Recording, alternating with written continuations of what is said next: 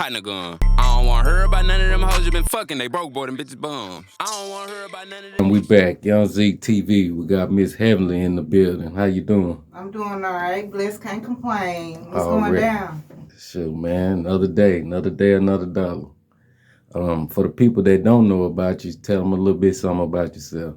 Hey, my name is Heavenly Butler. I'm a gospel hip-hop artist. I reach out to the youth and as well single women. I got my new album. It's called One More Day. Get at your girl. You can catch me on all platforms, iTunes, YouTube, Spotify, Amazon. Get at your girl. I got my new book as well dropping in April the 1st. It's called The Strength of a Gangsta Gospel Woman. So make sure you check that out. That's what's up. So how long you been doing music? I've been a gospel hip-hop artist since 1996. I was 17 when I gave my life to the Lord, losing my mother at 15 and also looking after my younger siblings, which is 14 and 11. And raising them with, as far as having no mother, then having my son at 16, then also being a young single mama with no mama. So when I gave my life to the Lord, that inspired me and helped me, and which as far as my church family, because at the time, my parents was married for 15 years when my mother passed, so my father wasn't able to be a guidance. So I had to step up, as my mother taught us, that we is all we got and we is all we have. And that's what I've done all through the years, being a torch of my family and standing strong for my family. That's why this album, One More Day, is dedicated to my family. That's what's up. You're a strong black woman. Yes, sir. So you always done gospel. You never done like hip hop, rap type music. It's always been gospel. It's always been gospel because the life before that, I did gang banging and selling drugs. And when God brought me out, I feel like I owe God the rest of my life, and that's what that been. Oh, okay. Take me back to what made you want to really change your life?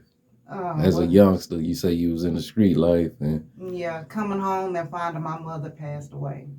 That did it right there. That did it right there. How old was you when that happened? 15. 15? Yeah.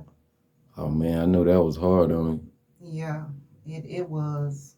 And then from that point, I was in the 9th grade, dropped out of school, left piano lessons alone because at the time my mother had me taking piano lessons, which I was playing Sunday school for the church. You know, back where I'm from in Muskogee, Oklahoma. You probably ain't never heard of it. I heard of Muskogee. It's close to Tulsa, Bloodtown. Tahlequah, Muskogee. Yeah, so I was one of those that made it out. Want to do it? Yes, he will. Yeah. It ain't too much nothing going on up there. I've been there. No, but I refused to raise my son there, and that's why I left Muskogee at the age of 16. You did the right thing. And never turned back. Shout out to Muskogee. Already. Shout out to Mugtown. All right, now, so all this happened in Muskogee? Yes, sir. Okay. And then I moved to Tulsa at 16. 16? Yeah. When you moved to Tulsa, who did you move with? Auntie, uncle? No, actually, I moved with a friend at the time, which was my best friend. You had already dropped out of school. I already dropped out of school. No school. Actually, I had ended up going back and letting my sisters finish school at the time. Right. And, you had to grow up early. You became the mother after your mother. Exactly, because my sisters had went in foster care because my father, mom wasn't there to look over three teenage girls at the time. So I had to get a job, drop out the dope game, leave gang banging alone, and stand up and remember that my mother taught us we is all we got. Man.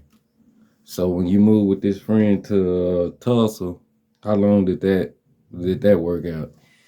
Ooh, not long. Like I can remember the time that I had to go. This was a male. Y'all was like boyfriend. It was a female. It was a female. Yeah, I stayed with a homegirl. With her and her grandmother at the time, and they told us that me and my son had to go. And the day before me and my son was going to go to the shelter, HUD called and said that they had a 2-bedroom ready for me. And that was in Tulsa? That was in Tulsa. Okay. So that was my start of me and my son, and then going to get my sisters out of foster care at the time. So that was a big break for you. Yeah. So after you stayed, what moved you to Dallas?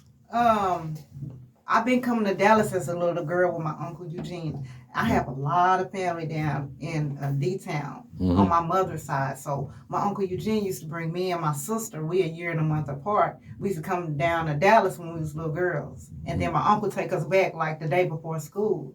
So it was just, I always smelled Dallas, and I said, I'm moving to Dallas. I'm moving to Dallas. So when I moved, at the time I was married at the time. Me and my ex-husband, we moved to Dallas, and we was coming back and forth down here. So you met a guy in Tulsa, in Tulsa and got married. We got married, got a minister license and everything.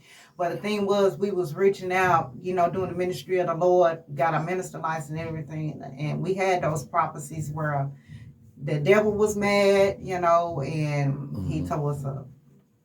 You know, we went our own separate ways, but I still... Do you ever hear from him? Every once in a while, but now children grown. So, you know, I'm just really focused on the Lord and picking up where I left off. Already. Okay. So you moved to Dallas.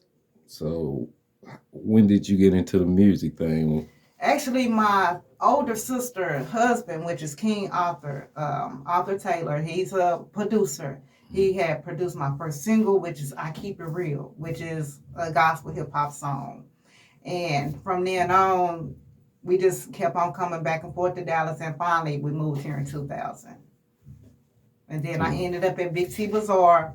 I can remember selling my CDs outside of Big T Bazaar, and one of the officers, security guards, kept on running me off. And he told me that last time, he said, if you're going to sell your CDs here, you need to go on and get a spot in here. And that's what I did, Heavenly / Couture. Been in Big T for 20 years. Yeah, I remember when you first started. Yep. You've been there for a minute. Yep, I done had 5 shops. God been blessing you. Yeah, and just staying focused, and now, man, it's just so awesome because all my children is grown. I said, now I can finally do it for me. That's what's up. Yeah. I'd say, man, just stick to your dream, and God gonna bless you with what you want. You know, if it's meant for you, He gonna give it to you. Yeah. It's been an honor to have you on the show, man. I appreciate you for stopping through. Okay, and I just want to give my special thanks to my mentor, Ice Jizzle, and thank him for being a blessing in my life. Already. Shout out to Ice Jizzle. Yes, sir. There it is, y'all. Miss Heavenly. Y'all support her if y'all see any of her CDs or books or anything. Young black woman, entrepreneur. We got to give her flowers while she here. There it is, Young Zeke TV. Already. Miss Heavenly in the building. Bam. I don't want to hear about none of them niggas that scheming, we know them your partner gun. I don't want to hear about none of them hoes you been fucking, they broke boy, them bitches bums. I don't want to hear about none of the leaks you been hitting, you been telling everybody. Nigga, the line moving quick, pull up, get your fix, we serving everybody.